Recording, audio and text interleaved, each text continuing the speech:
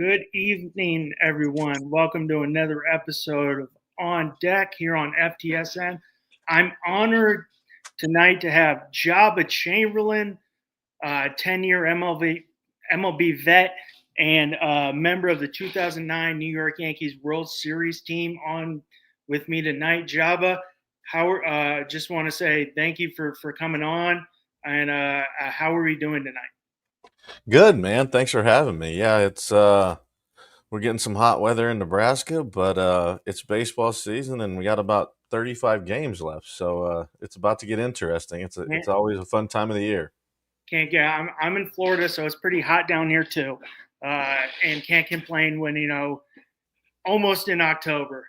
So Right, can't right. complain about that. A little bit about you, your career stats within the MLB. He was 20. You're 25, 21, 3.81 ERA, 526 strikeouts. Played at Nebraska. If I say this incorrectly, I think it's Nebraska Kearney. Yeah, yeah. Good. Usually people say Kearney, so good job. And University of Nebraska-Lincoln, helping Nebraska reach the College World Series in 2005. And you were the winning pitcher for their first ever victory, going 7 innings, 5 hits, 3 runs, and we're 10-2 with the 2.81 ERA that year. Little side note about me: I'm from Southern California, grew up in Los Angeles. I got into college baseball because of Nebraska. For some reason, I just started watching college baseball. That's random from Southern California. Ridiculous, I know. And me and my brother started watching College World Series, and Oh, okay. Nebraska, and we loved everything about it. Been to Omaha, and we used to. My brother and myself would used to listen to Husker games in the living room on the computer on Husker Radio Network. Yep. It's still going. We used to, after we started getting to college baseball, we used to play wiffle ball in the front yard as college baseball teams. As he told me, when I said you were coming on, I was like, yeah, Joe never let me be Nebraska. He said you didn't have the speed to be Nebraska. So I never got to be Nebraska. I never got to be the Yankees either. But still love college baseball today. I think people need to follow college baseball more, especially now we're seeing so many college players in the MLB. But it's kind of bizarre. A guy from Southern California gets into Nebraska. Yeah, random. And that just got me hooked with obviously your teams. Seeing Alex Gordon and going back looking at this, I'm like, oh, I remember Simakaitis, I remember Christie, I remember Johnny Dorn, but it was very random. My first question for you is, what was your recruiting process like out of high school? Your junior, senior year before you went to Nebraska Kearney. Yeah, it's definitely different than it is now. My son is a sophomore in college now, so yeah, it's gone a little bit. It's more so like we had Kyle Peterson on our show yesterday. I was tuned in yesterday and watched that, definitely. And so like just talking to him and he's older than I. It's you were kind of recruiting yourself. You were writing handwritten letters and that's how you basically recruited yourself. And now it was when I was getting involved, it became more of the coaches would actually come out to see you. They'd sit in your living room and do all that. Now it's kind of gone to the social media where they contact kids through their Instagram and stuff like that. So it's definitely been different. Mine was kind of late bloomer per se, I guess. It was decent high school guy. I mean, a few offers. I actually, where my son's going to junior college. I actually looked at that like 20 years ago. So, what junior college is that? He's at Hutchinson, Kansas. Okay, I know I actually went to school in North Dakota. Oh, okay. So obviously know the junior college out there, and you obviously right there across the river in Iowa. You got Central Iowa Western. Mm-hmm. Very good junior college. Yep. They're good in football too. Actually, Carter's got a buddy playing baseball and football there. They were in the national championship for football last year against Hutch. Hutch ended up beating them. So yeah, no, they're kind of the same the same junior colleges that I went to 20 years ago were kind of, they're still the ones, that are relevant today. And mine was just kind of, is didn't know really where to go. I didn't pitch very much. I think I pitched like maybe 19 or 20 innings my senior year. And then a little bit more that summer, but nothing like they do now where it's just, they pitch and that's it. So, and then went to Division II because I really wasn't good enough to go anywhere else, and my dad didn't want me to go junior college because junior college back then was more so the guys that didn't have the grades to get in to a 4 year. So it was like, hey, you're going to junior college to basically get your grades up and then transfer. Now it's not so much because the rules in junior college have changed a lot. So it's different in that way where you still basically hold on to your years if you go to a junior college. And back then they just didn't really care so much about um, the school side of it. So ended up going Division II, and I was 3-5 with a 5.2 ERA, which is not very good, obviously. And so decided to go out there, see what happened. And our program wasn't great. We couldn't even afford a radar gun. So, but we went to a couple places. I ended up beating the number 1 team in the country in Division II, the number 3 team. So they had guns. They had guys that were getting drafted. So there were some scouts and stuff there, but I wasn't even the Friday night guy. So didn't think anything of it. Division II, I just wanted to play baseball in college, really. And they're like, hey, you realize this kid's throwing like 98, 99. And we didn't have a gun. So we're like, man, how are we supposed to know? And so then kind of it just progressed from there. And then Nebraska had just gone to the World Series. They missed it for 2 years, and then they went to the 2 years prior because we ended up going 3 times in 5 years. And so they were like, yeah, you're throwing 100. And I think I threw 40 some innings my freshman year. So it wasn't a lot either. And then I was like, I went and pitched in Clarinda, Iowa, where Ozzie Smith played summer ball, actually, and for a college team. And I was like, all right. I woke up halfway home, and this was literally like the first week of August.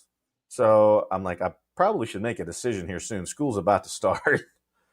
And so I just looked at my dad and I was like, we can't really not take this opportunity, right? They were just in the World Series. We have Alex and I grew up together. We played with or against each other since we were 7. And he was there. So, I knew the guys were there. Christy, we played against him, and Alex were on the same high school team. So yeah, so we all kind of knew each other. And I was like, let's take a shot. Let's see what happens. And it was awesome because you had scouts there all the time watching Alex, and then, turned into, becoming an All-American. I was newcomer of the year, got to pitch against Max. He was at Missouri. Kyle McCullough was at Texas, who got drafted in the first round.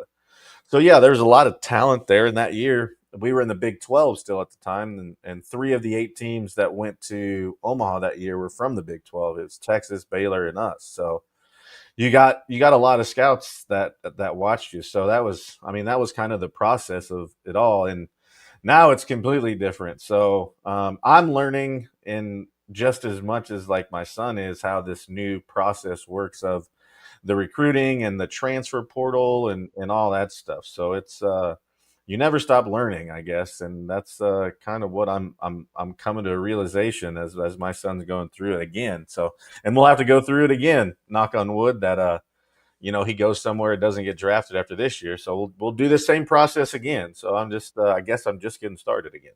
Well, going off your recruiting, I scouted a couple years was scouting, college and high school ball in California before the shutdown, and that California went to nothing, couldn't do anything in California during that time. But looking at it from my high school day to now, where I was like, hey, I just want to play some college baseball. I know I was never good enough to play Division I. I'm like, I just want to go to school, play some baseball because I love it.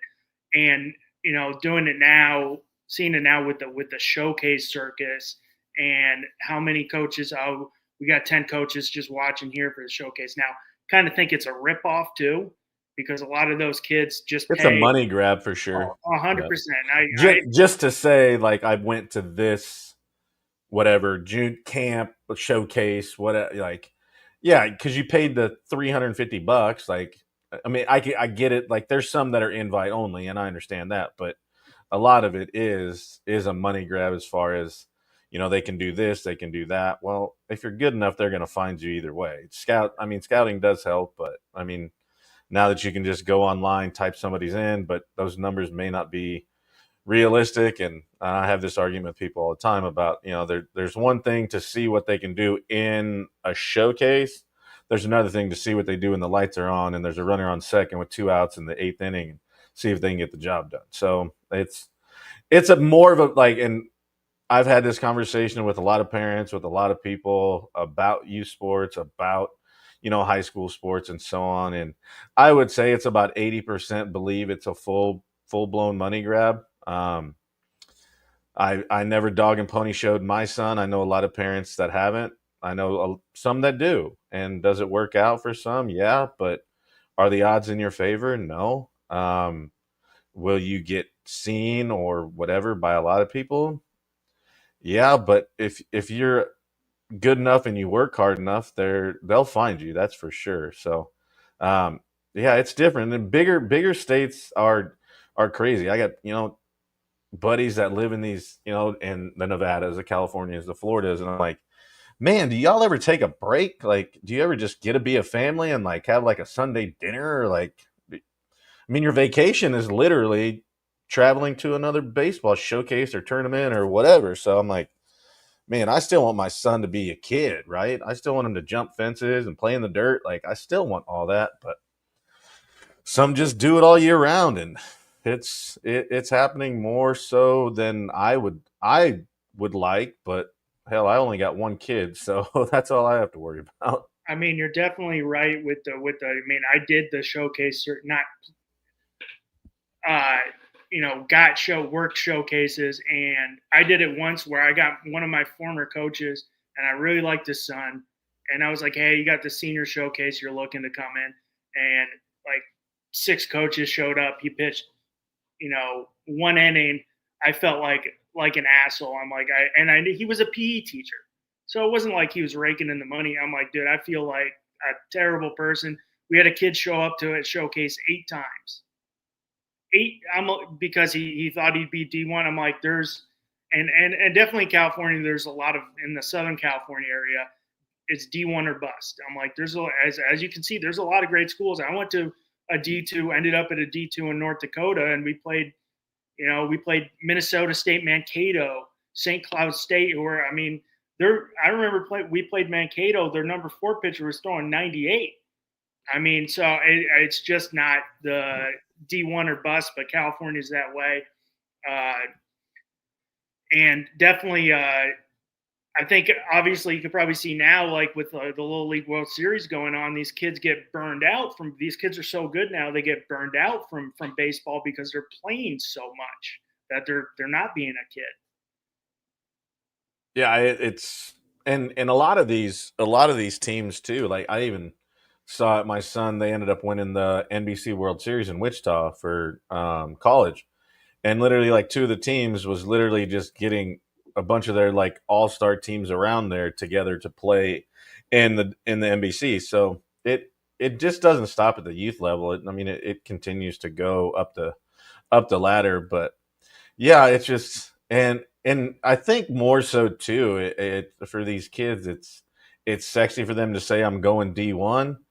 But yeah, you can say you're going D1, but it ain't sexy to sit on the bench and not play. I mean, I'd rather go and ball out somewhere else and be like, look, yeah. And then next thing you know, you're at a D1, not sitting on the bench and you're playing. Like, nobody's going to know how good you are if you're sitting on the bench. Yeah, you're great in high school. Who cares? Like, I don't care if you were good in high school. Awesome. I was Gatorade Player of the Year. Sweet. You didn't get out of A ball. I don't care. Like, the dudes that live in the, I'm like, just get better. Like, just build off of what you had. Like, nobody cares, especially in a game of baseball, what you did in high school. It's like, what have you done for me lately? There's some leeway with guys that get drafted higher that have more investment into the organization because they gave you 7 figures. or high six figures, or you're a young high school kid. But at the end of the day, it's what have you done for me lately? Because if you don't cut it, I got 5 million other kids that I can draft and look at to take your spot. So it's interesting that there's so many people that are like, well, if I don't go D1 no, there's 9 trillion places to play. And if you're good enough with the way things work now, you can transfer whenever you want and don't have to worry about sitting out a year. You don't have to worry about anything. So just go play because, oh, I'm going to transfer schools. But yeah, cool. I went to a D1, didn't play. So how do they know if I'm worth a damn to even come and help them this next year? I just sat. I didn't see live pitching. I maybe saw live pitching like in the cage or a guy rehabbing or something, but not when the lights are on and they can see what I'm. Yeah, I don't get D1 or bust. That makes And, zero sense to me. and it goes into directly what you said there. If and like you said, you went to D2 Carney. When I tried to look up the school and see what the program's doing now, they don't even They have don't it. even have it. Yeah. So, but like you said, you were throwing 98, 99. They're going to find you, even if you're in a small D2 school, which I don't even know where it is in Nebraska.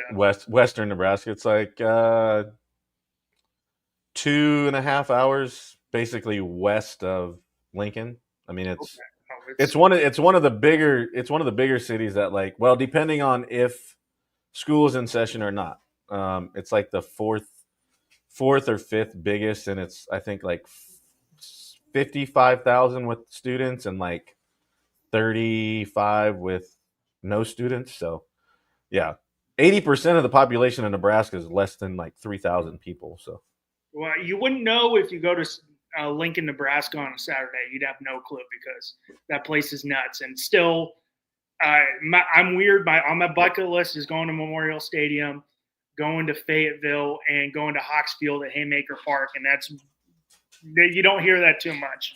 no, not from a kid that, yeah, you threw me off when you said Southern California, you're a Husker fan. So yeah, I mean, I follow Arizona. My brother went to Arizona. He had a buddy who ended up playing baseball there and graduated in 2010. So I'll follow Arizona, and I knew Jay Johnson when I was scouting. Really nice guy, small as can be though, not very big. But it was. I mean, it was just like Nebraska. I for some reason hooked on, and the players were good. The competition you guys were playing was good. I'm pretty sure Texas had did they have Houston Street and Drew Stubbs at that time too? yeah, they had both of them. That and Kyle McCullough was drafted in the first round. Houston was a little bit before me. Drew was there with me. Kyle. Um, yeah, they had a bunch of dudes. They I hated pitching there too. I don't know. The backstop was funny, like so it made it feel like it was super far away. Um, yeah, oh five, we played him in. I went 9 innings and got a no decision. Um, and that was '05 was when NHL was on strike, so they were playing college baseball on ESPN. So yeah, it was interesting. Yeah, Texas and the eyes of Texas are upon you is something that I stuck in my head still to this day. I was a Texas fan because if you don't know, so before Haymarket was Buck Belzer, and Buck Belzer, the handicap section was right by the visiting dugout, and so we'd get great seats because obviously my dad was handicapped, so we'd sit right there and would get to talk to the visiting guys in Texas. And I'll never forget Omar Quintanilla ended up playing shortstop with the Rockies and I think a couple others, and just like chatting it up, doing whatever. And Dad was like, because I didn't know who Augie Garrido was, and he was like, "Hey, he was the manager and for the Yankees, obviously, in a movie." And so Dad was like telling me, and I was like, "Oh, like." At that point, I didn't know I was supposed to hate Texas. Like I was still young enough, I didn't know I was supposed to hate them yet. And Omar, after he was like, come see me after the game. And I was like, cool. And you're a little kid, so it's like we don't have professional baseball here. Yeah. So I was like, oh my, and I know Texas, obviously. And so I'm like, sweet. And he gave me one of his gloves. And I was like, man. So I was kind of a pseudo Texas. I don't tell that story very much because I ended up going to Nebraska, and you're not supposed to like Texas. And my son almost went down to Texas, so Troy Tulowitzki's down there coaching, and so but yeah, so it's interesting. The yeah, Haymarket is great. Memorial is different now. There's been a bunch of money put into it, so yeah, it's still different every time I go. Something always changes. So Well, you're talking about Nebraska and changing. I do college football on this network too, college, and and we knew Nebraska's playing tonight, so I'm going, oh, who are they playing? First thing I do is click Big 12, and I'm like, why the heck is Nebraska not? I'm like, oh, they're in the Big 10. yep. And but I want to ask you before we get into the college stuff, how poetic was it for you watching Nebraska win the Big Ten championship game in Omaha this year? Was that Yeah, it was. We seem to always play really, really well in the Big Ten. I don't know why it is. We suck during the midweek games. I've tried to figure it out for some years now, and I don't know what it is because it's been the same thing that's kind of haunted us throughout the last few years. But yeah, it's like a home game, really, when it comes down to it, and that's the nice thing. I mean, there was actually some people complaining about it, and like it's unfair that they get to play there because it's like a home game.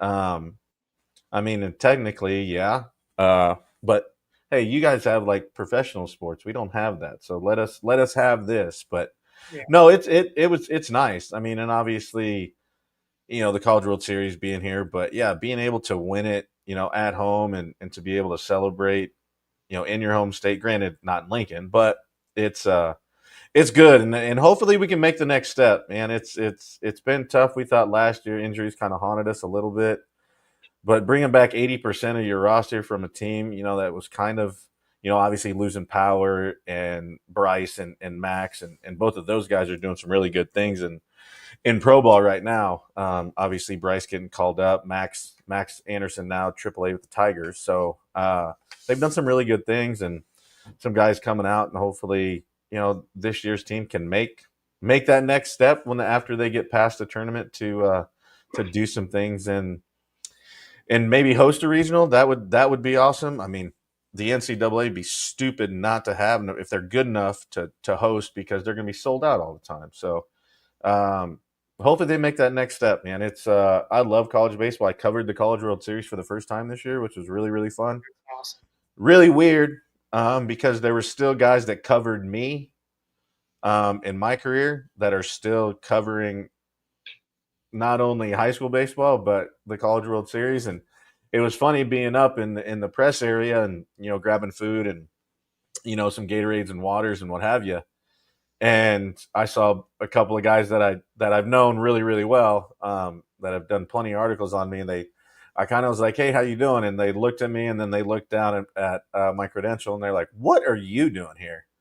And I was like, "Yeah, I didn't think I'd ever see you on this side of the fence." So yeah, it was a little different. They're like, "What are you doing?" I was like, "Well, technically I'm working, but watching baseball." They're like, "Oh yeah," and I was like, "Yeah, this is different." But so yeah, it's cool, man. College baseball is so fun. I think it's in a great spot. I think from the time that I came up to now, you're seeing a lot of these guys transgress and get to the big leagues a lot faster. Yeah. The college arm, especially, and being able to see kind of that transition of how, because you got more eyes on the sport, and I love that they're broadcasting more of college baseball, not just certain teams, because everybody loves the LSU's of the world just because I mean it's why a lot of people, especially in the Midwest, are Braves fans because you got to watch them all the time. You got to be a Yankees fan because they're the most popular. They're always on Sunday Night Baseball or Game of the Week or what have you. So, and now you've got all these games and networks that are covering college baseball, and you're seeing the Schemes of the world like just all of these guys that are coming in year one or two out of college that are making a difference. And I think talking to Kyle Peterson, yesterday, and realizing how good it is right now with the arms and the guys that are coming in, and how much college baseball has really changed. And I think what front offices have been doing too is understanding, you're playing in some of these conferences where it is double A ball right now, and you're seeing guys not even spend a full year in the minor leagues, or right at a year, a little bit over a year, and they're doing great things in the big league. So I love to see it. Guys deserve it. They've worked their tail off to see it. And I mean, other than Scooble, probably, I mean, Skeens is probably the best to put a uniform on to throw 60 feet six right now. And shoot, I mean, less than 2 years ago, he was in Omaha pitching on the mound and for LSU. So it's really cool to see. I love where college baseball is at, and I think it's in a good place to keep going forward. I would like the transfer portal stuff to kind of calm down, but at the same time, I can't hate it, because if you're going to tell me you're going to give me 20, 50, $60,000 more to go, and I don't have to sit out, I don't have to do anything, you'd be stupid not to. And don't tell me that you wouldn't do it, because I don't care if it's in any job or profession. Like, you looked at this job, you could do the same thing in the same way at a different company and make 20, 40, 50. You're leaving. I don't care who you are. It's just, you'd be stupid not to. So I get it from that, but I also, I don't get it when you go there, you don't play, and you're like, oh, I don't like it, so you're leaving. Now, if the coach and the coaching staff that recruited you, I can get on board with some of that stuff. But when it's just like, I didn't play, I didn't like it, now I'm going somewhere else. Or then vice versa, it's like, hey, I balled out at this school, now I can go make more money at this school. Boom. Which you're going to do no matter in any profession. I don't care. It just so happens to be you can do it now in college baseball and make money. So I mean, you're speaking of players, being how you can, if you're good, they'll find you. I was lucky enough to get to scout Paul Skeens when he was going into his senior year.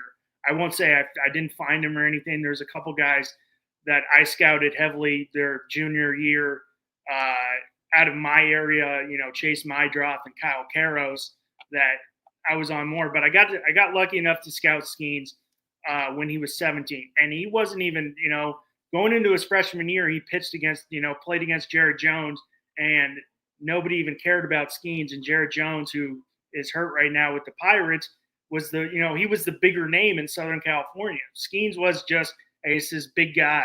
He didn't get really too much, recruiting until he turned a senior, and he's, now he's 6'4", but he was a catcher. He was predominantly a catcher. Nicest guy I've met. When I talked to him, I didn't think I was talking to a 17-year-old kid. Going to, knowing his path, I'm like, oh, you're talking to the guy who wants to go to the military. So he's he wanted to be a fighter pilot. Yeah, very polished guy. But to see what he did, and he wasn't a high ranked guy in California. He just, he's gifted with being that big, but knowing he just worked his ass off to get to LSU, great for him. I don't root for I root for the Yankees. I'll always just root for the Yankees. But I'll root for Paul Skeens. I want to see that guy succeed just because I know him. But I don't know if this is being from Lincoln, because I have some people in Omaha. First off, what was it like playing at Rosenblatt Stadium? Because that place is historic. Nothing like, well, it's not there anymore. They do have something cool though. They have like a wiffle ball stadium, like basically what would be in the parking lot next to the zoo. They built a replica of Rosenblatt, and it's a wiffle ball stadium, and it's open to any kids at any time. So that's pretty cool. They took some stuff from Rosenblatt and put it in there. So they have Rosenblatt Stadium, like on the back. They have bleachers. They got everything. So it is pretty cool. But yeah, they Rosenblatt, because as a kid, you go and you experience what it is with the zoo, and it's always funny when I was playing with, people would be like random, like, what the hell's in Nebraska? And I was like, well, there's a lot of good stuff. Greatest They're like, show what? They're like, what, corn and this and that. I was like, that College World Series. And side note, something you guys probably don't know or care about, but we have the world's best zoo. So and there. and you host the swimming national Yep. trials in Yep. Omaha. Yep. So I mean, Yeah, there's some things in Omaha. I mean, we got the National Roller Skating Hall of Fame in Lincoln. I don't know, and the Telephone Museum. Like, so there's some obscure stuff, but yeah, there's we rely on our Husker sports, the College World Series, and just who we are as people. But yeah, it's funny. I when I played in Hawaii, played winter ball my first year, and I had a Nebraska shirt on, and I was going to the pool on in my building, and a lady saw it and she's like, "Where's Nebraska?" She goes, "Oh, is it on the East Coast?" And I was like, "No, ma'am. It's right in the middle of the country." She's like, "Oh, okay, like by Washington." I was like, "No, ma'am." Older lady. And I was like, "No, like if you took West Coast and East Coast and went right in the middle, that's where we're at." So yeah, it's interesting. It's either something about Nebraska or you don't know much, and so it's always interesting educating people on Nebraska. And they're like, why would you go back there? And I'm like, well, it's great. It's good living. There's great people. that's We do have some really good golf in the state of Nebraska, so that's always fun. there you go. Um, but our weather's our weather. Wait 5 minutes and it'll change. So I will say I don't. I went to school in the Midwest. I went to school in North Dakota. Cold as hell. oh yeah, for I had sure. my first. We had snow day ever was in April. I Oh was yeah, like, this was awesome. Everybody else is like this. I don't like this. I'm like, I'm from Southern California. We don't right. see snow. We don't see many weather. We don't see seasons where I was from. So, but it was bizarre. But I will say, like you said, the Midwest has some of the nicest people you ever meet, and that was the reason why I love the Midwest. I'm like, these people are great. When someone would wave to me on the sidewalk, why the hell are you waving to me? I don't know. It's like, how's it going? How's your day? I'm like, I guess this is how it is. But I loved it. I don't know if I'd go back to North Dakota. It's a little too cold for me. Yeah. Where were you at? Where were you at in North Dakota? I was in between I played in between Fargo and Grand Forks at a school called Mayville State, town of maybe 1,200 people with the school there. It's a big farm community. Then I was in Bismarck at a school, University of Mary, and we played in the NSIC. So, Augustana, St. Hmm. Cloud, Mankato, very corn fed, strong players that were like really, you wouldn't really think being from California, there'd be really good, good baseball players because, I mean, Californians think it's we're the best, but I'm like there were some very good ball players out there. They just didn't play 12 months out of the year. Right. But it was an experience. It was tough for the first 6 months. Wanting to go back, Oh, culture shock for sure. a culture shock and not knowing anybody. I had some my good buddy got me through it, who actually went to Iowa Western and kind of was like, hey, was kept me there because once Christmas rolled around, I'm like, I don't want to be here anymore, and it kept me there, so that was good. But big culture shock. Really glad I did it. But it was just I wanted to play. I love baseball, and obviously I do this because I like talking baseball. So, but I got I want to, and you kind of answered it with covering the College World Series, and it could be different being from Lincoln, but I have some people I know from Omaha, and when I was driving to North Dakota, my dad's friend stopped at TD Ameritrade, and he's like, "Oh, go up and look." And I'm like, "Oh, you coming, Murphy?" He goes, "No, I'm never going to that stadium ever again." Is that because they tore down Rosenblatt? Do you have that same opinion? Uh, yes and no. Yes, Rosenblatt tradition wise was absolutely. I mean, there was nothing like it. I mean, the tailgating, the parking in somebody's lawn, people just embracing you. I mean, shoot, there was generations of people that would go where you'd meet their grandkids, and just because they came, and you know teams would come even if they weren't in it, and it just the nostalgia of the camaraderie, I think, is the one thing that I miss probably the most as somebody who was a fan first and foremost, and then got to play there, which was really cool. And then I went one year. I had my elbow surgery in 2012, and Texas A&M was there, and Rob Childers, who was the head coach, was my pitching coach in '05 when we went to the World Series.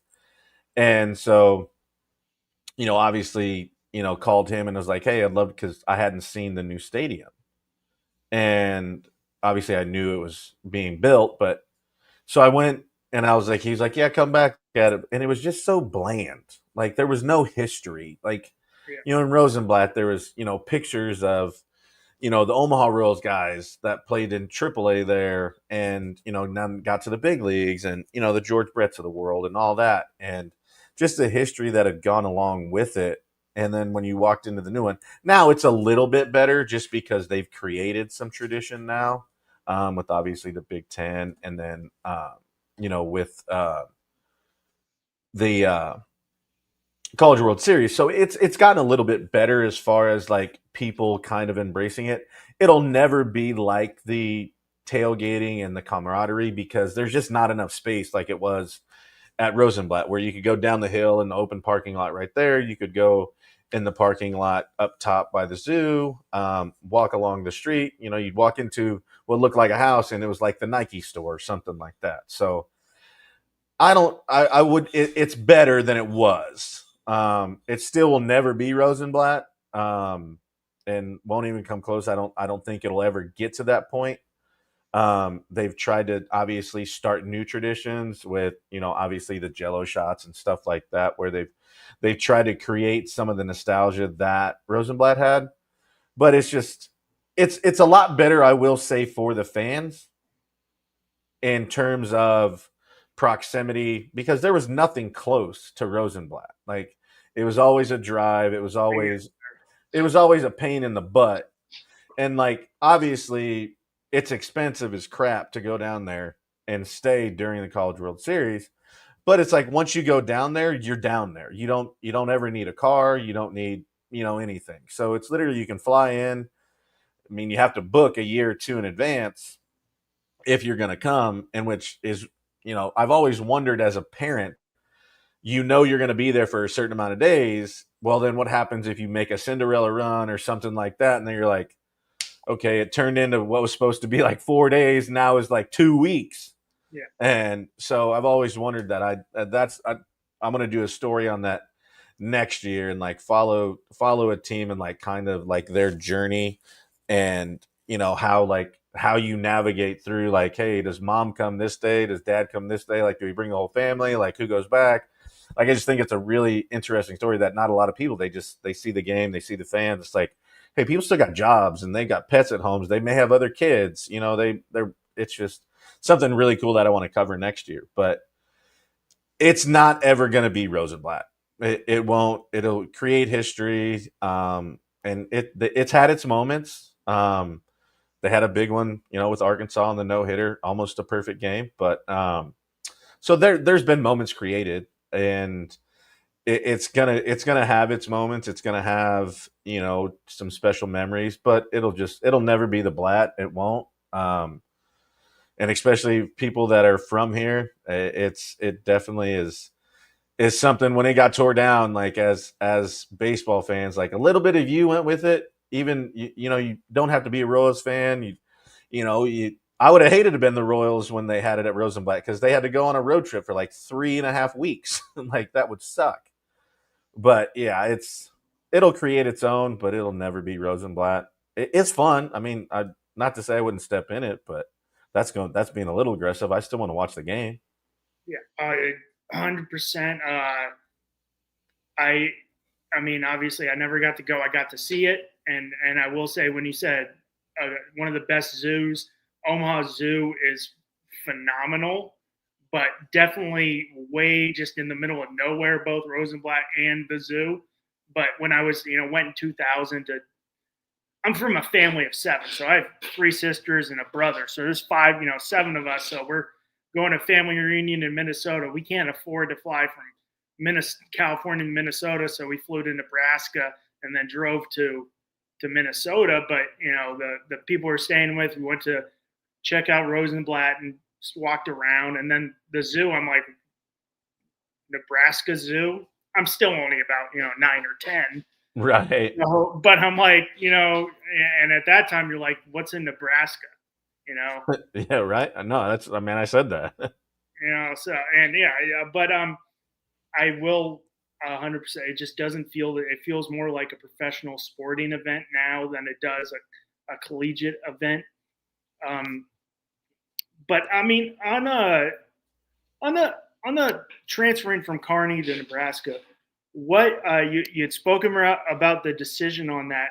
What was the transition like from going to D2 to playing D1 competition, playing Big 12, which, as you had stated, had some very good teams at the time you were playing. What was the transition like for you? It was pretty easy. It helped knowing guys, and I think that the hardest part was probably the school schedule, because I didn't take a tour. Like I'd never been on campus, so I only place I'd ever been is Memorial Stadium because my dad used to work it. So I would watch the games for free and sit in the air conditioning and eat the food and hang out. And then the baseball field, obviously, and the baseball field's across the bridge. It's not on campus. So I didn't know where the hell any of my classrooms were at. So I'm like a kid, like the old road atlas. I'm like looking at it. I'm like, okay, business hall's here. I was like, I didn't get lost, thank goodness. But yeah, that was the hardest transition. I mean, and obviously competition wise, it was different. And I was just coming in to hopefully pitch a little bit. I mean, we had two guys that were top 5 picks as pitcher, or top five rounds as pitchers. So, I was just hoping to get on the field in some capacity, maybe be a midweek guy and help us, get to where we wanted to be. And, it just kind of fell in. Our Friday night guy was from Omaha. Our midweek guy was from Omaha, and one went in the 3rd round, one went in the 5th round. And, it was interesting because, when I turned into starting Friday from Lincoln, and then Zach was from Omaha, and then Johnny Dorn was Sunday, and then Johnny ended up taking over Saturday, and then Zach moved to Sunday. And so it was just, the transition was pretty good because there was really no expectations for me. I mean, 3-5 at a Division II, but I'm throwing hard, so yeah, cool, but not really knowing. My first outing wasn't we were in Hawaii, which I was like, oh, we're going to Hawaii for our first trip. This is great. Found out what coral was real fast when we went and snorkeled. Don't rub your chest on that shit. That hurt. I was like, but how am I supposed to know? I'm from Nebraska. Like, and somebody's supposed to tell me what this coral stuff is. But so yeah. And then my next one, I pitched against New Mexico State. We were in the Rice Invitational in Houston. Okay. And ended up, I think I punched out like 13 or 14, something like that. And the next morning, Andy Sawyers, who was our assistant coach, I'm in the gym getting ready for my morning run after I pitch. And he's like, he gives me this card. And I'm like, what the hell is this? And he's like, hey, it's a draft card. I'm like, I have no idea what that means. He's like, fill it out. They want your information and so on and so forth. I'm like, for what? They're like, oh, they want to follow you and this. Like, I had no idea. Like, never expected any of this. And I'm like, cool. Like, what a name, number, position. Like, all right, whatever. A little different now than it was back then. And so then I was National Pitcher of the Week. It was announced on that Monday or something. And then kind of from there, it just escalated. And then it was, then going into like the postseason, it was weird too, because the transition was kind of the same for everybody, because like I said before, that year was when hockey was on strike. So now we got ESPN. We were the most televised team that year, and I think it was like 14 times nationally on ESPN, which is crazy because you're like, oh, you get to be on maybe a little bit. Because the first year, I just found this out yesterday, actually, the first year that they ever started to cover regionals, like for college baseball in general, was 2003. And so that was only a couple years before I was in college, and now it's covered crazy. But so it was a transition for all of us, and it's like, hey, you got to go to the media tent and you got to do like pregame stuff, and it's like, we would have a little bit with like Nebraska, like I think the Daily Nebraskan was our newspaper, so like you do an interview there, but it wasn't like national, like it was Yeah. just for your school newspaper, so it was kind of all new to everybody, which was kind of cool. And then, so once you got to like we hosted regionals and super regionals, obviously, where it became second nature. Like we're so used to this at this point, where it's like, boom, here we go. And it was just like, I mean, we were cooking on all cylinders at that point. So like the transition is easy when you're winning. Like, I mean, let's just that really helped. And you got guys like Alex in the lineup that are going to score you runs all the time, and just the coaching staff that we had made it really really easy. um but yeah, the transition was kind of we were all doing it together, so we were all kind of in uncharted waters, so it made it really easy for all the freshman guys coming in. And back then there wasn't a lot of transfers. I think I was the only transfer that year, really. And so it wasn't like you're getting to know new guys all the time. It's the new freshman guys coming in, and then it was me. And so we all kind of knew each other because I think like 70% of our roster was from Nebraska. And so we'd all played travel ball and stuff against each other. So we all didn't know each other, but we knew of each other. Yeah. So, we were all kind of going through it together with, ESPN, and, just getting together. And so it made it super easy. And, it was a little odd at first. Like I will admit, like when the guy that's the Friday night guy has been the Friday night guy for almost 2 years, and he's your roommate on the road, and then you take his job.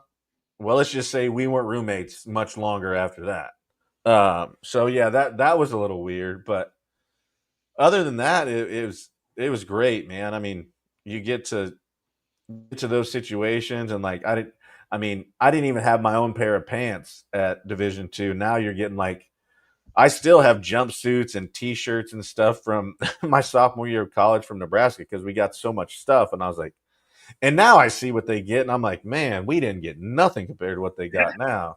Shoot, they get so much stuff; it is nuts. I mean, if I didn't follow college baseball, I would know, but I would love to talk, last point before you get to your pro career. If, people don't follow college baseball, like you go to a place like Nebraska or you see a baseball game in the SEC, it is, professional sports and you've got 10,000 people there.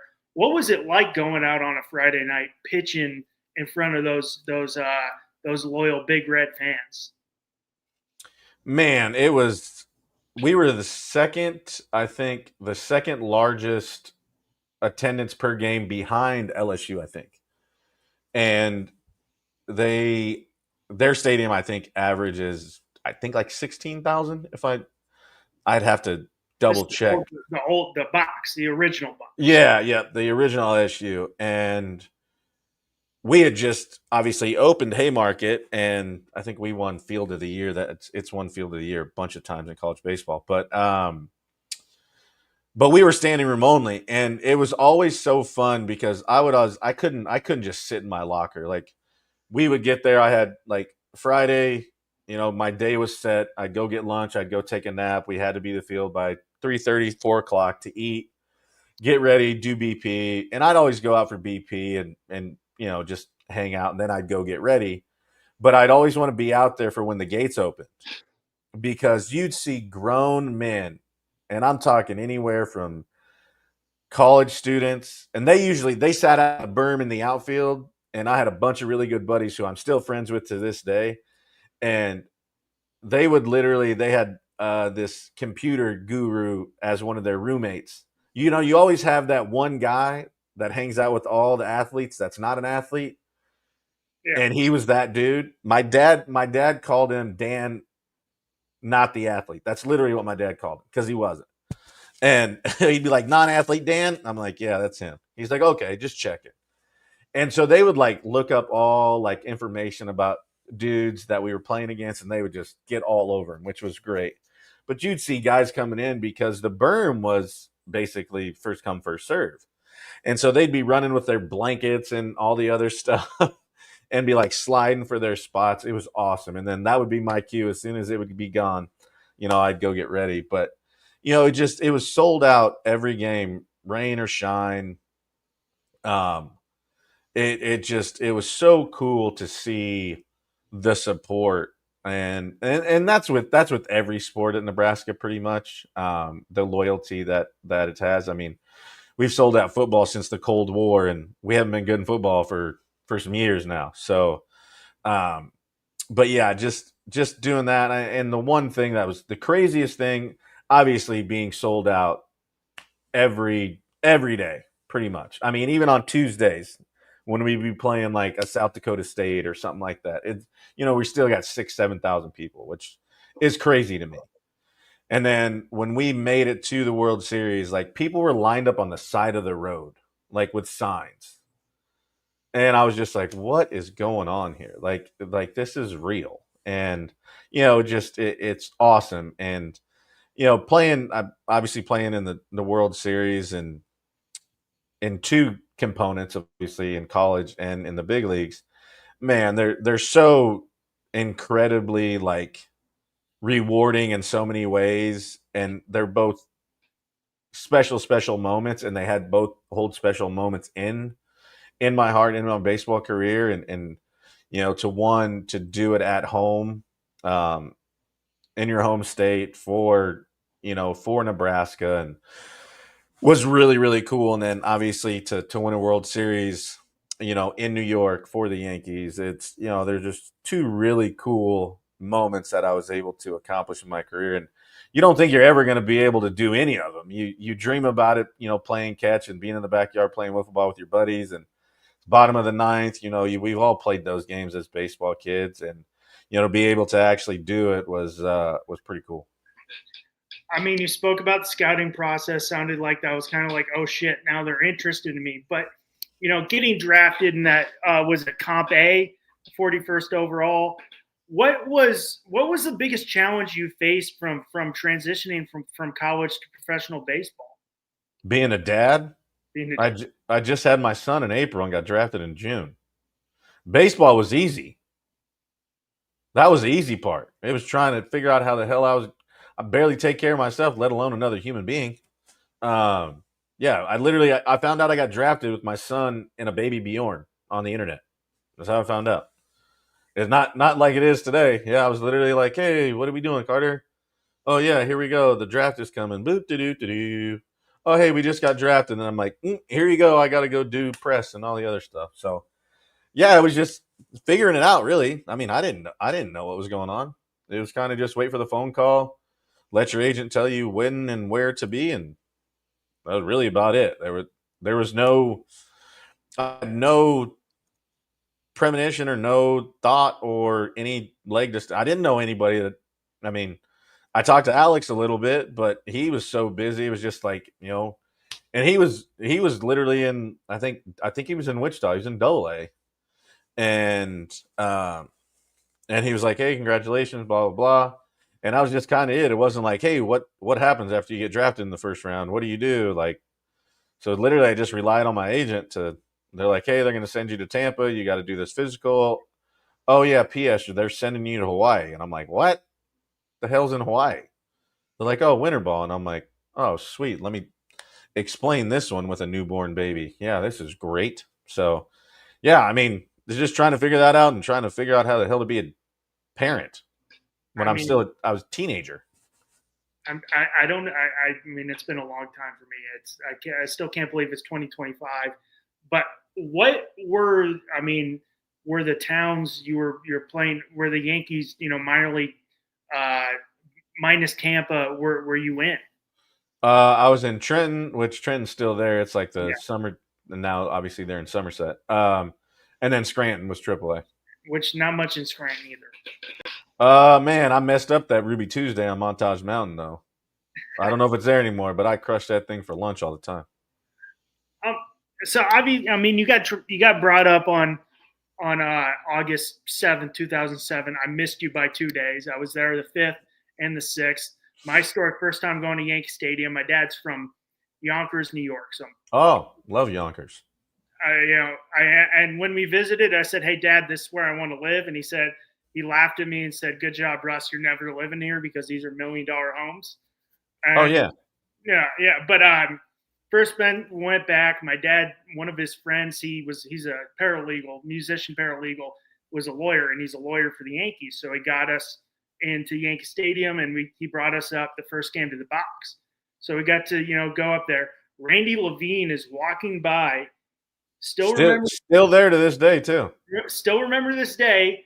He goes like this, pushes us against the wall, and goes, "Give him room." We're like, "That's my boss." So still remember this day. We got to hold the 2000 World Series ring. Got to see, George Steinbrenner's office, which was massive. Got to see George Costanza's office where they shot Seinfeld, which was amazing because I'm a Seinfeld nut. But and just going to Yankee Stadium, they won the. Did we lose Joba? Oh No, I'm here. you're like frozen. I'm like, did you freeze? Oh no, my bad. It's all good. I was making, but like, second game we went to, Yankees won. We were going to go on the field. It rained, so we're walking back to the Subway game. New York comebacks on. Walking back to the station, everybody's soaking wet. Just the camaraderie. You're packed in like sardines, but everybody's just nut. The Yankees just won. It was great. But I mean, getting called up. What were your expectations? Getting called up in 2007. Not there wasn't any. My goal was to get to Double A, and once I got to Double A, I was like, perfect. Like, set a goal in spring training, and I'm like, you know what? If I do, great. That'll be a great goal because I started in Tampa, which was high A at the time, and so I was like, if I can have a good, first half.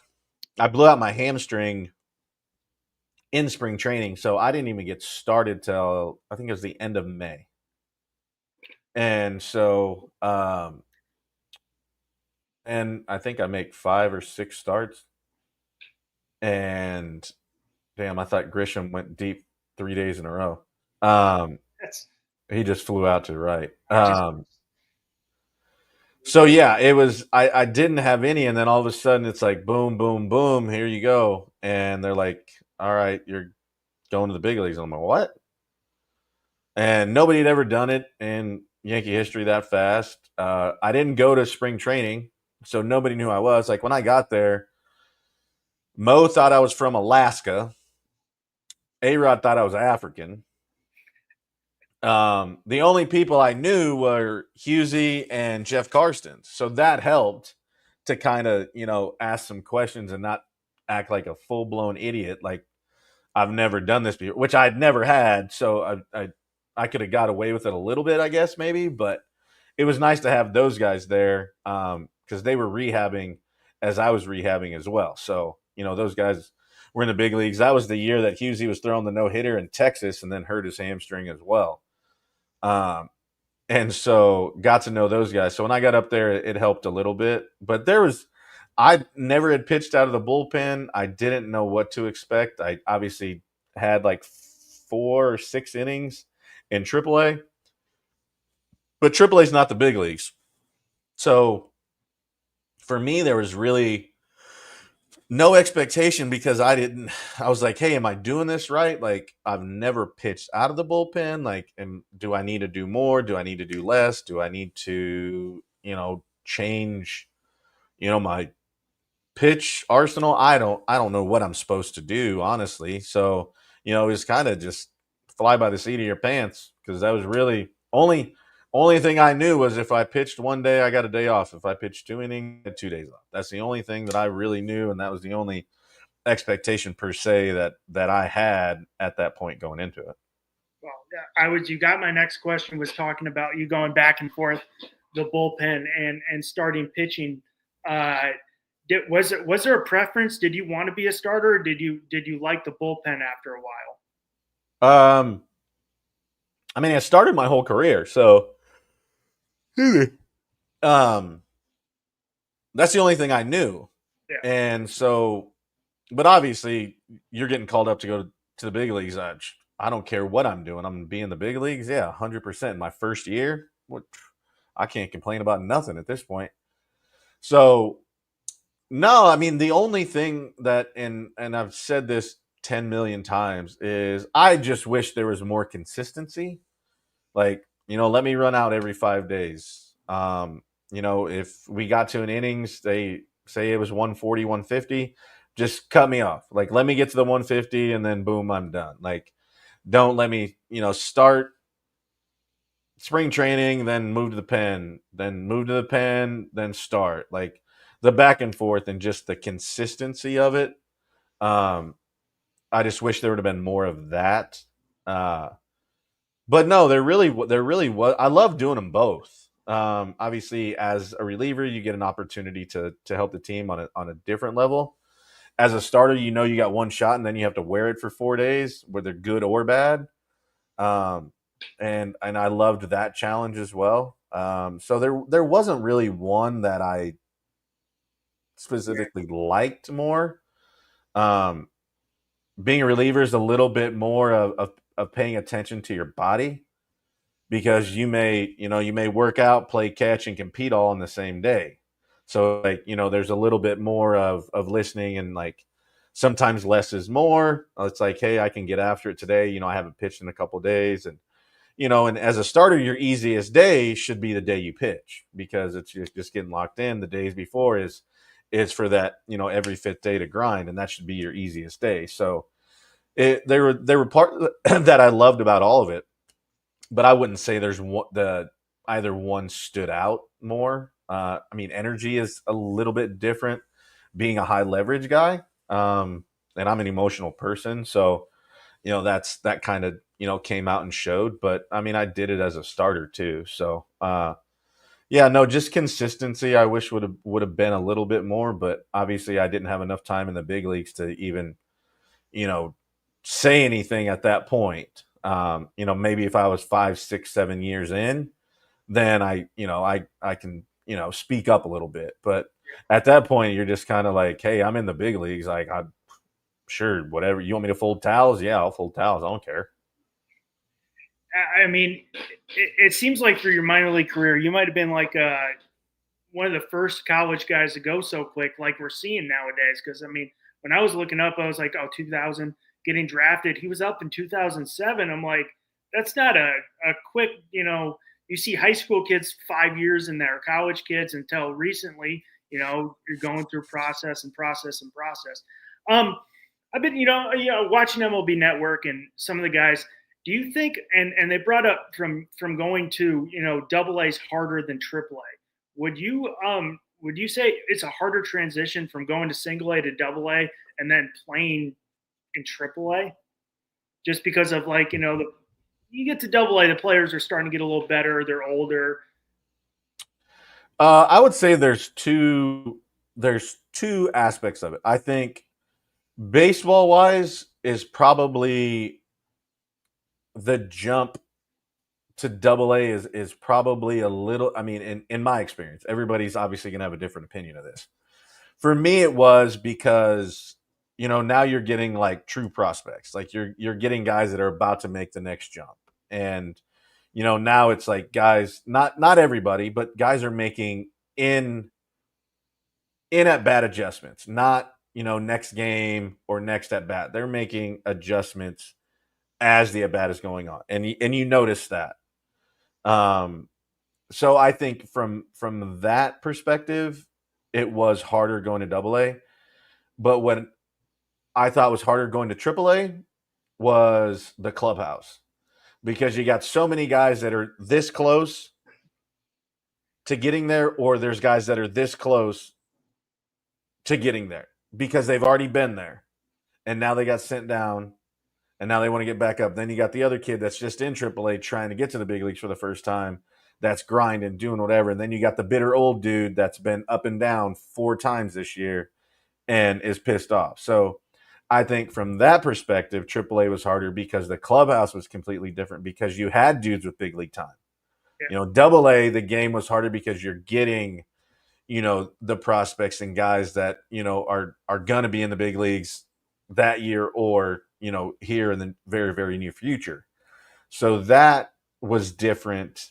And then in AAA, obviously you have guys, like I said, and I just felt the clubhouse was different because you have guys that are so close and yet so far away. Like you can see the light, but the tunnel, you don't know if it's short or long or what's going to happen. And then you got the guys that are bitter, they got sent back down, or just I want to get traded. Like it was such a different dynamic when you got from AA to AAA because there's so many more guys in AAA that obviously had big league time. Yeah. And I'm sure you get up to AAA and they're not happy you're there. You have the journeyman minor leaguer who's this young kid coming up where I've got 8 years trying to make it and I'm still grinding. And now I got this fresh 21-year-old coming up trying to take time from me. Right. I'll tell you the story. So it was Brian Bruni who I ended up coming up for. And so he was going back down to AAA. And obviously I don't know any, I mean, I know of them, but I don't know them. And they don't know me because I didn't go to spring training. And so I get there, I meet my agent. I realize that you're in the big leagues now. You don't have a roommate. I asked who my roommate was. They're like, dude, you don't have a roommate. And I was like, what? It's like, yeah, you have your own room. I was like, sick. So then he's like, you hungry? And I'm like, I'm starving. Like I haven't been able, I was at Wendy's when I found out I was getting called up. So I didn't even get to eat. So I was like, I'm starving. And so we went and ate. And then he was like, good luck, have fun, enjoy it. Congratulations. And so I'm in my room and getting everything unpacked. And all of a sudden I get a knock on my door and I'm like, what? Why in the hell who's knocking on my door? And so it's Brian Bruni and Jeff Karstens and somebody else. I can't remember who it was. And he goes, hey, asshole, can I at least buy you a beer before you take my job? I was like, sure. Like, I mean, what? I didn't know what to say. I was like, what do we do here? Like, sure. I mean, I don't know how to respond to that, but yeah, all right. So yeah, that was kind of my first moment. And then the next day we're getting off the bus and I still have my travel bag because obviously it hasn't gone to the clubhouse yet. And there's like 8 cameras out and everybody leaves me like I'm the plague. So I'm just here. I don't know what's going on. I just got my bag and I'm like, all right, cool. Do I say something? Do I just walk? Like, I didn't know what was going on. I was walking around the chicken with my head cut off. I was like, all right, cool, sweet. I guess here we go. That's hilarious. I mean, obviously, 2009, you guys, Yankees team stacked. I mean, the amount of player with Hall of Famers and guys you got to play with. I mean, with obviously with Jeter and Mo, and then newly minted CC Sabathia. I mean, what was your best moment from that 2009 team and that great team you had? I mean, moment as far as like baseball wise, Yeah, or like, baseball wise, what was your baseball wise? What was your best, just moment of that year? well, I mean, winning, obviously. Yeah, No, I think it was just the team we had, like the guys, the pieces that we brought in, and obviously, Derek and Jorge and Alex and all just the core guys that we had. But then, the leader that we had and Andy is from the pitching staff, and the energy that C brought in after the year he had in 2008, AJ's crazy ass. It was just such a great nucleus of characters, bringing Swish and his energy, and it was such a cool team to be around because everybody got along. We hung out together. birthday parties, 4th of July, just things like that. It was just, and I think we have 14 walk-offs or something like that. And that became like our thing with the shaving cream. Or AJ, if he liked you, really, really liked you, he'd give you whipped cream. If he wanted to be an ass, he'd give you shaving cream, which was hilarious because you could always tell when it'd be one or the other. And he would just laugh. He did this mischievous laugh that he would just be like, "Oh, that was shaving cream, huh?" And he'd just laugh. So I think the team itself it was awesome. It really was, just to come to the clubhouse and just be around those guys, and obviously a handful of Hall of Famers. And it's crazy when you think about it. You never think about the Hall of Fame, and then as your career it's over, and then you see guys getting in, and it's like, man, you know what, I pitched against him, or I played against him, or hey, we broke bread together, or hey, we went to a birthday party, or so it's really cool, like that dynamic, because you're really with them more than you are your own family, and you become a family. And when it comes to the off season, you're like, I don't want to see you until spring training. Get the hell away from me. So I think just that whole year, and we didn't start the year off great. Our April was not good.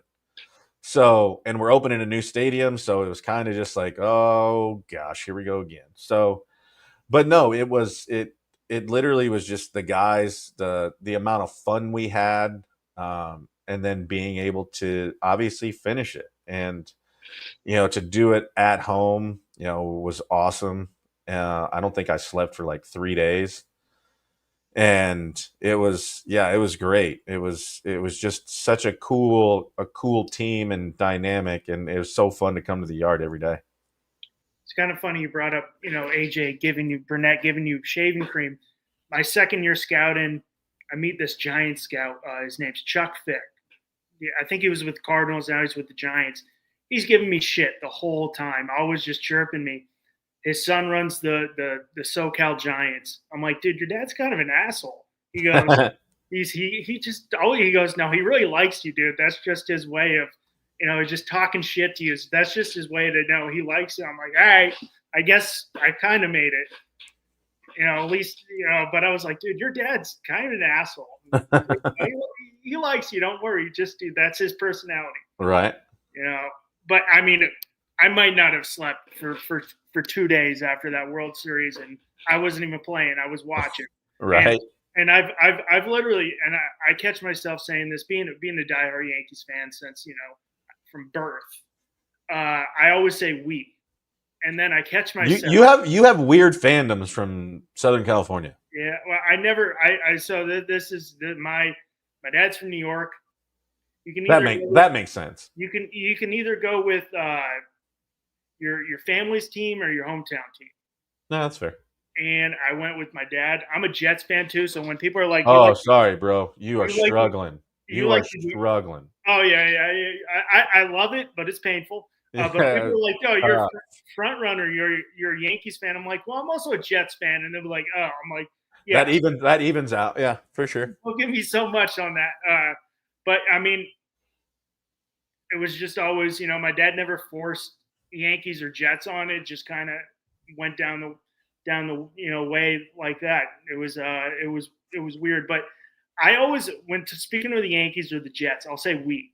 And and as a fans, we say we all the time. And I catch myself, I'm like, why the hell am I saying we? I'm not part of the team. I didn't do any. I've never been part of the Yankees. We.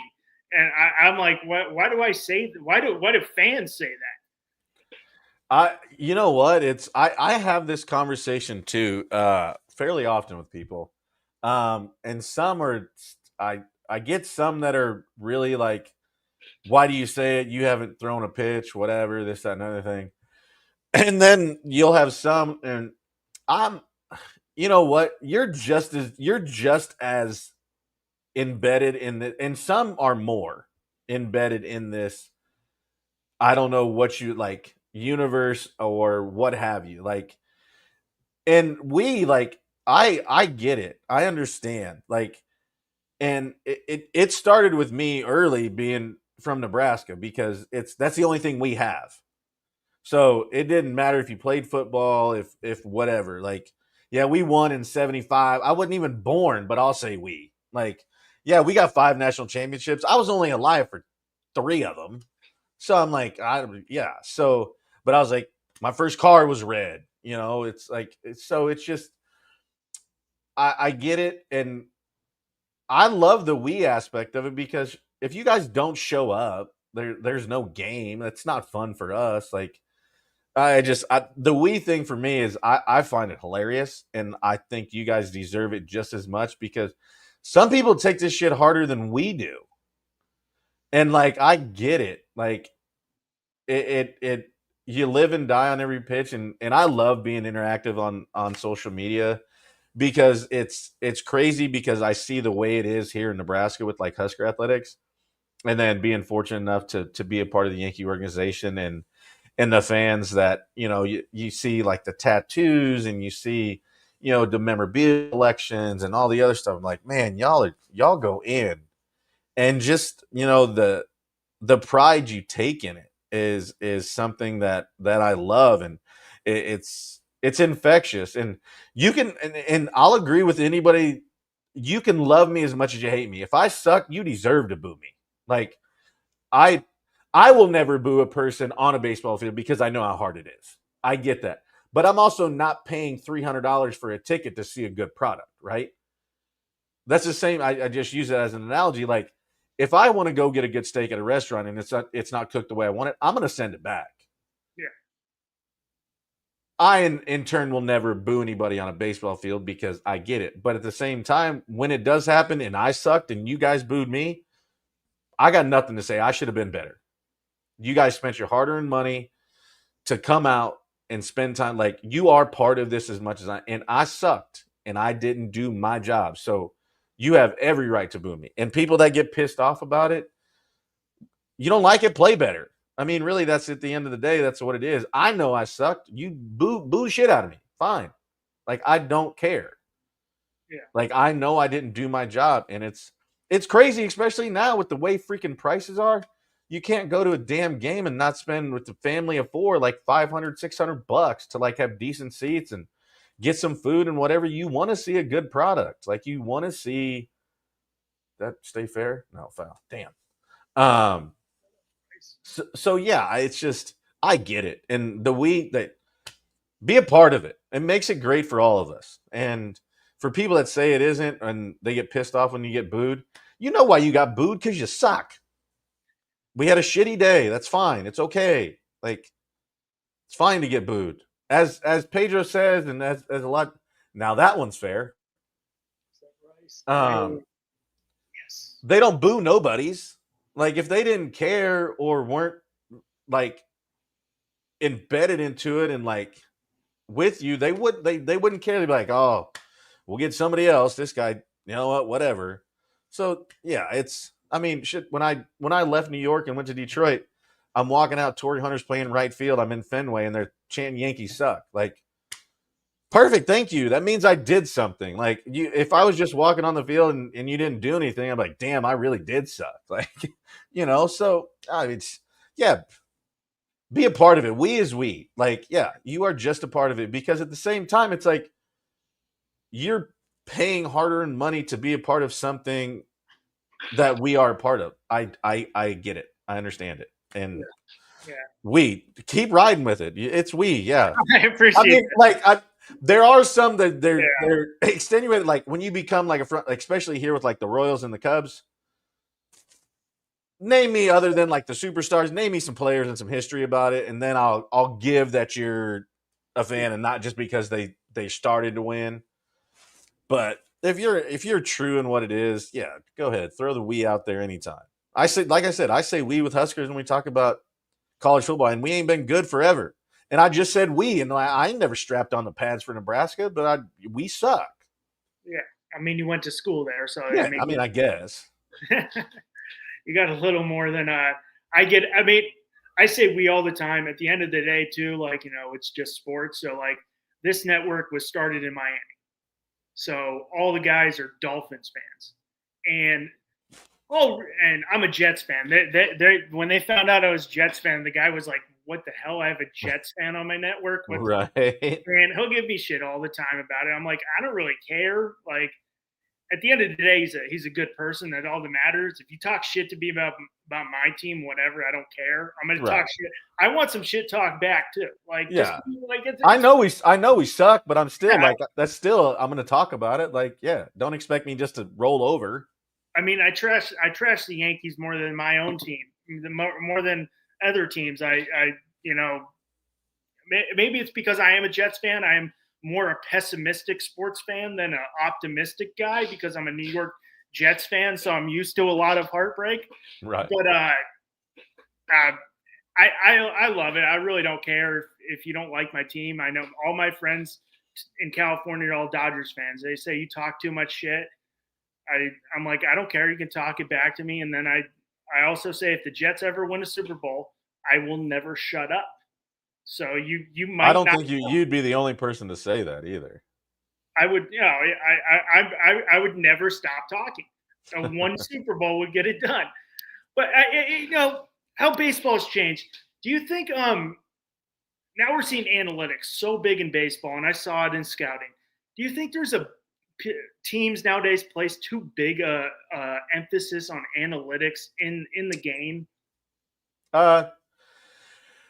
I think there's a place for it. I think sometimes it gets a little much. I think it becomes paralysis by analysis, where you have so much information that you kind of take the human aspect of it away, and you're just looking at numbers per se.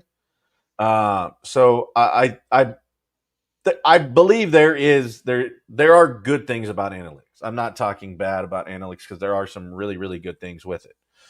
But also there are other things where you have to put your eyes on the product. You have to have the human element come into that. And I've had some conversations. Had a conversation with Chipper Jones last week about this same topic, and I'm like, I get it. I get that there are certain analytical aspects that are great for the game. I do. But there's also not enough of it from the human side. And let's find a happy median for both of them to where they both can help the game grow and be better. Because you look at some of the guys that, played this game where if you're just going off the analytical context of what they are, they would never have been in the big leagues. They didn't have their spin rate wasn't high enough. Their horizontal and vertical depth wasn't good enough. He didn't, it's crazy the amount of information you can get, and it's immediate now. And you look at some of these guys, his exit velo wasn't great, or whatever it may be, and they would have never played in the big leagues or gotten a chance. But when the lights were on, they were a dude you wanted in the lineup. And it may have been a 18 pitch at bat, and he throws a Texas leaguer over the set, but he had a great at bat. He saw pitches, and you don't get that analytically. It doesn't. There's no analytical, and if there is, the dude is a genius. But I've never seen it. I haven't seen it. Tell me a number or a scale or whatever that measures heart guts. Tell me. I'll wait. No, I cannot. And so there are players that literally they're good enough because they work their tail off, and that is something that you can't measure, but you have to see it. You have to see it. He comes walking in, and you'll be like, "Oh, let me look at his numbers. Boom, boom, boom, boom, boom. Oh, not good enough." He goes 8 for 11 with 2 homers, but he's 5'7", $170 soaking wet.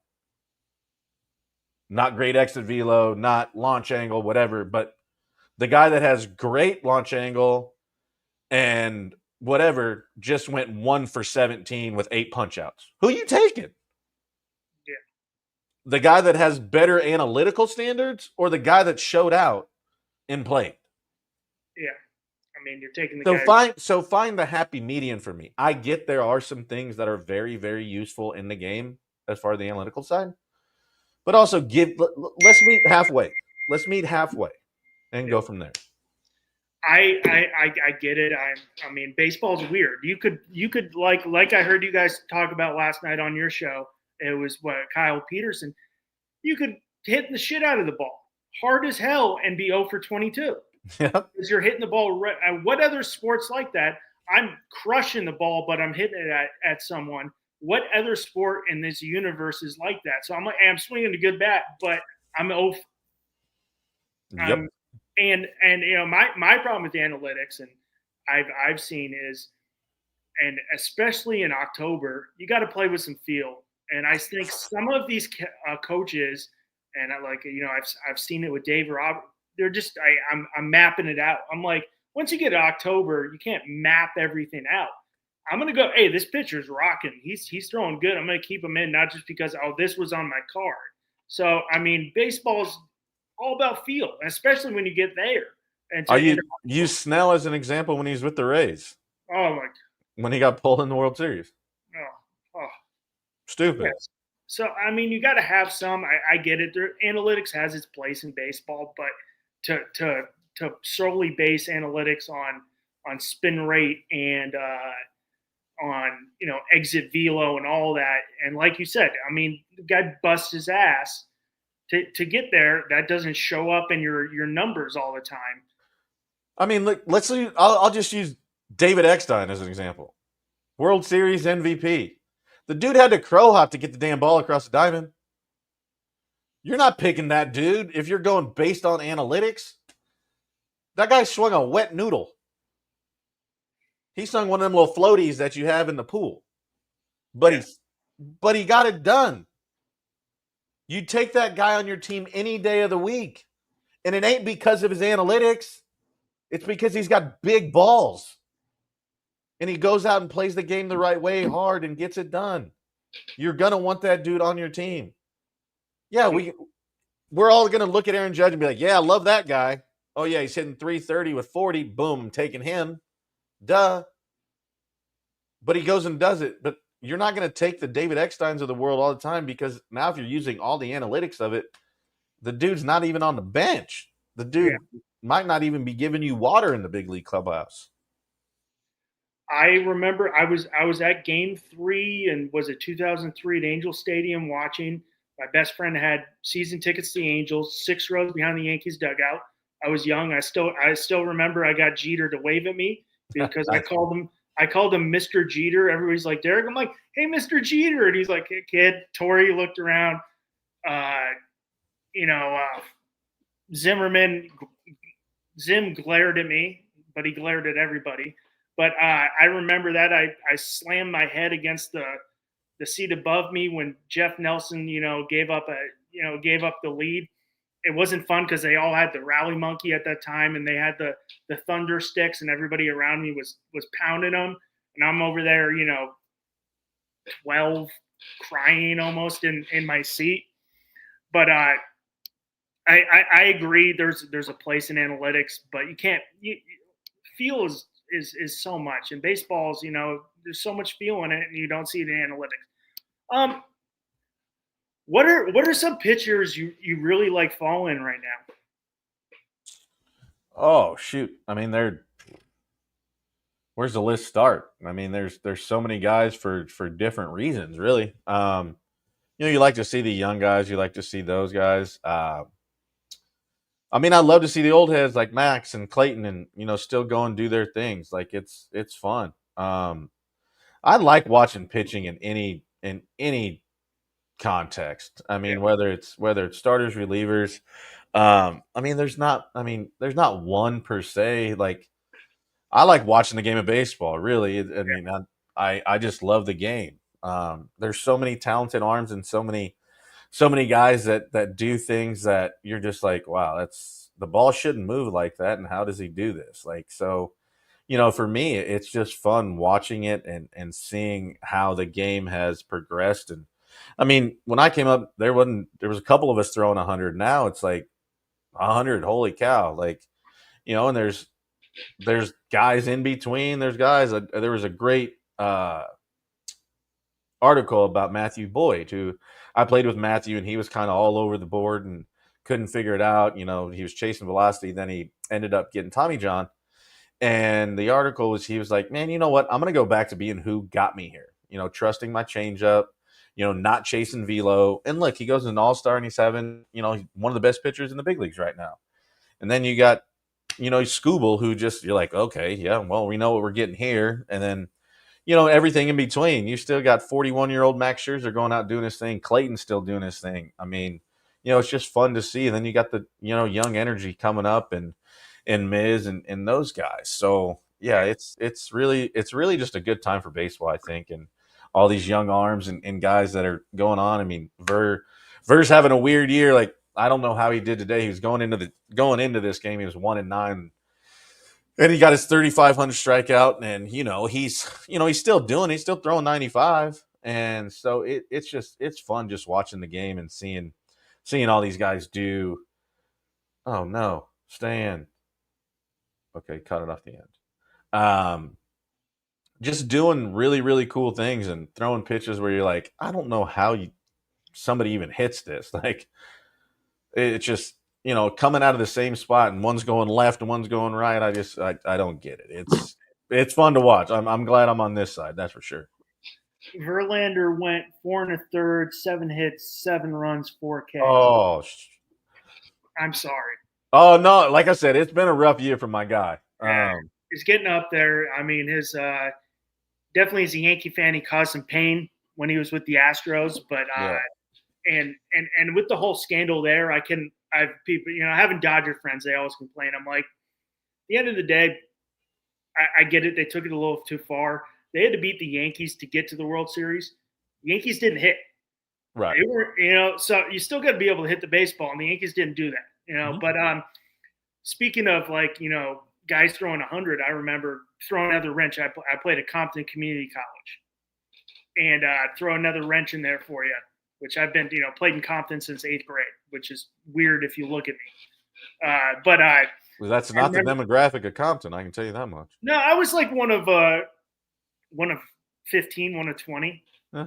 And then I started dropping names, and they said, "Who the F is this white boy? Why does he know everybody?" It's like, sounds about right. So I was like, they kind of accepted me after that. But I had a teammate from high school decided to play, came out lefty, threw hit 87, and then one of the coaches comes over. He goes, "Hey, you're left-handed. Scouts want to see 86 from a lefty and 88 from a righty." I'm like, now if you're not throwing 92 to 94, they're not even taking a look at you. So just how much the times have changed. It's nuts.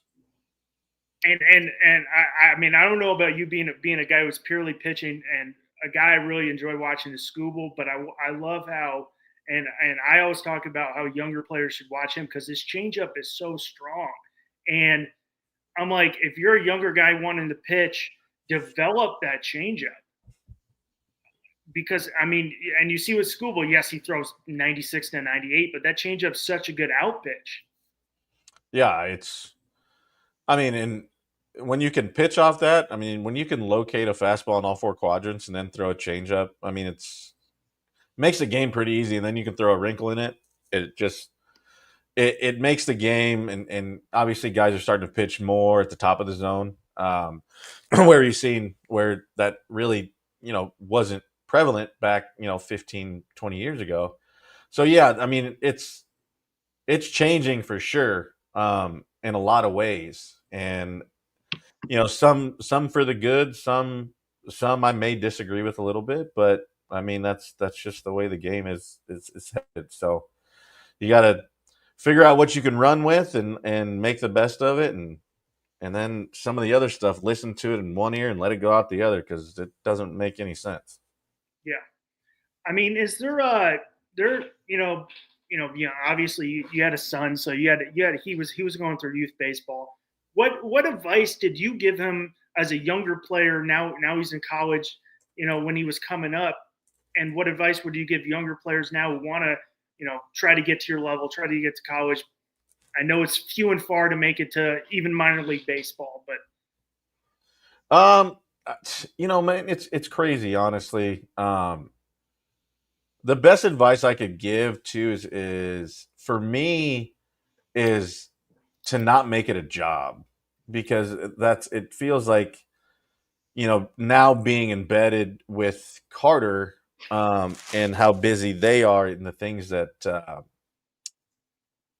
they're doing is it's kind of, I look at it like you still want to enjoy college. Like it's still college. It's still a life experience that some people choose to not have. Some people just don't have a great college experience. And when you're able to play the game that you love, is to make sure that you still love it, and you go out with a purpose. Because I think once you get to this point, I think about probably 90%, I would say, are doing it now because they love it. I would say, some in, travel ball in high school, it's more so it's they're getting dog and pony showed because their parents didn't make it, or they didn't, have the means to an end to go to all these showcases like we talked about earlier. And so no, it's you get to this point is like, hey, leave it all on the field. And your odds are against you anyways getting to this position, but leave it on the field, have fun, and don't look back and be like, hey, I wish I would have spent more time, in the gym, or more time studying, or what. But at the end of the day, have fun, because you're going to remember it forever, the good, the bad, and the indifferent. And just enjoy the moment, stay in the moment. There's a lot going on, obviously, in your life. Your, you know, girlfriend, school, buddies, practice, games, going home, life in general. It's going to hit you, but have fun and be in the moment, and don't let the moment be in you.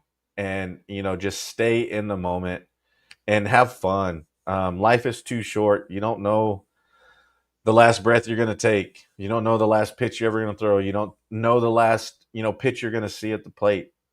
So enjoy it. Be thankful for the situation that you're in, and make the most of it. And go out swinging, and just have fun, because it's a little different when life comes at you, and now you're worrying about mortgages and shit. And now not worrying about, is he going to come in with an O2 heater, is he going up? And so enjoy it while you can.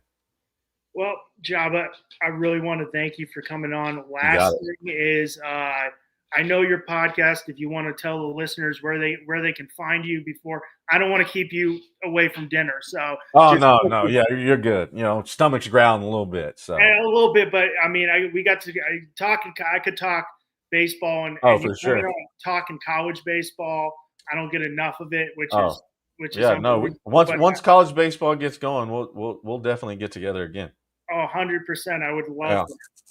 Oh, so yeah, Job on the Mouth on all platforms: YouTube, Spotify, Apple, Twitter, X, whatever people call it, I guess. And then obviously mine is Java_44 on Twitter, X. Yeah, live Mondays and Wednesdays, and I'm probably gonna go get some dinner, eat some dinner, and then tweet about this game. We're 1-1 in the bottom of the third, so We need at least a split. yeah. So we'll get here busy, and talk to some things and get some feedback. But yeah, no, it was great. Thanks for having me. I appreciate it. Man, this was it's amazing to just talk baseball. I go on Wednesdays as well, but I'm by myself, so I talk to myself a lot. So to Yeah. have someone else out here to talk is nice. But want to thank Jora Chamberlain for coming on tonight.